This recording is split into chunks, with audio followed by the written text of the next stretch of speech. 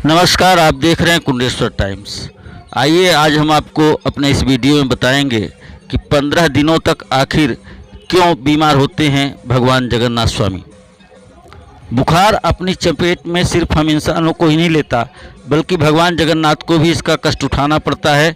साल में एक बार ही, लेकिन शिकार तो भगवान भी होते हैं। हाँ, आपको जानकर आश्चर्य होगा, लेकिन आपको बता दें कि जगन्नाथ स्वामी जो पूरी दुनिया को रोगों से मुक्ति दिलाते हैं, वे स्वयं हर साल ज्येष्ठ मास की स्नान पूर्णिमा के दिन बीमार पड़ जाते हैं और वे अपने भक्तों की तरह बीमार होते हैं। उनका भी इलाज किया जाता है, उनकी दवाई के रूप में उनको काढ़ा दिया जाता है। भगवान जगन्नाथ पूर्णिमा के दिन से 15 दिनों तक आराम करते हैं, अपने भक्तों को दर्शन नहीं देते। इसी कारण से भगवान जगन्नाथ के कपाट इन 15 दिनों तक बंद रहते हैं।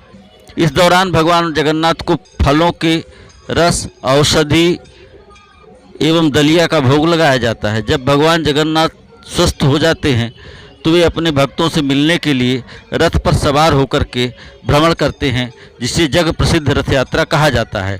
यह रथ यात्रा हर वर्ष आषाढ़ माह के शुक्ल पक्ष की द्वितीय तिथि को निकलती है। अब बात करते हैं कि आखिर भगवान जगन्नाथ को लू क्यों लगती है, इसके पीछे क्या कारण है, वो बीमार क्यों पड़ते हैं। तो इसकी कहानी ऐसी है। उड़ीसा प्रांत में जगन्नाथपुरी में भगवान श्री जगन्नाथ के एक भक्त माधवदास जी रहते थे। माधवदास जी अकेले रहते थे और भगवान का भजन किया करते थे। हर रोज़ श्री जगन्नाथपुरी के दर्शन करते थे और अपनी मस्ती में मस्त रहते थे। वे सांसारिक जीवन से उन मोह माया नहीं था और किसी से कोई लेना देना नहीं रखते थे। प्रभु माधव जी के साथ अनेक लीलाएं किया करते थे और चोरी करना भी सिखाते थे। एक दिन अचानक माधवदास जी की तबीयत खराब हो गई। उन्हें उल्टी दस्त का रोग हो गया और वह बहुत ही कमज़ोर हो गए।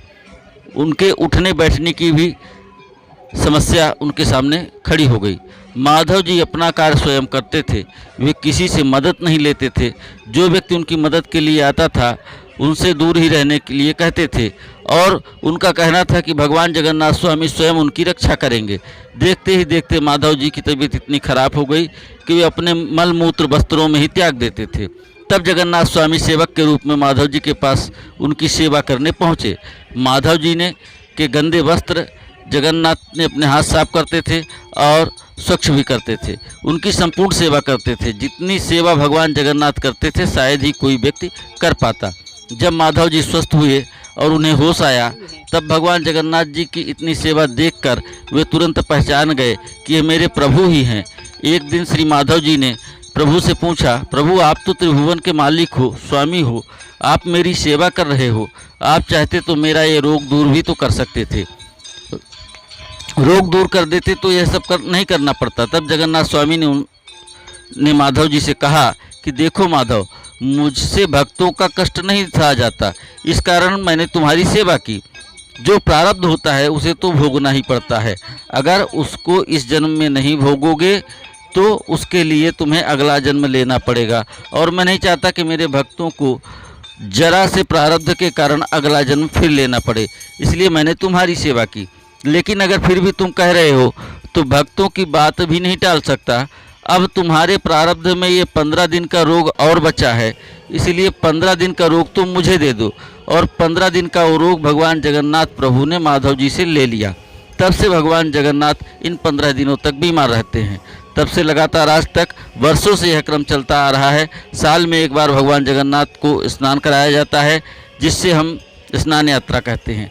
स्नान यात्रा करने के बाद हर साल 15 दिन के लिए भगवान जगन्नाथ बीमार पड़ते हैं। 15 दिन के लिए मंदिर के कपाट बंद हो जाते हैं और इसके बाद फिर भगवान की रथ यात्रा के साथ भगवान जगन्नाथ स्वामी के दर्शन होते हैं।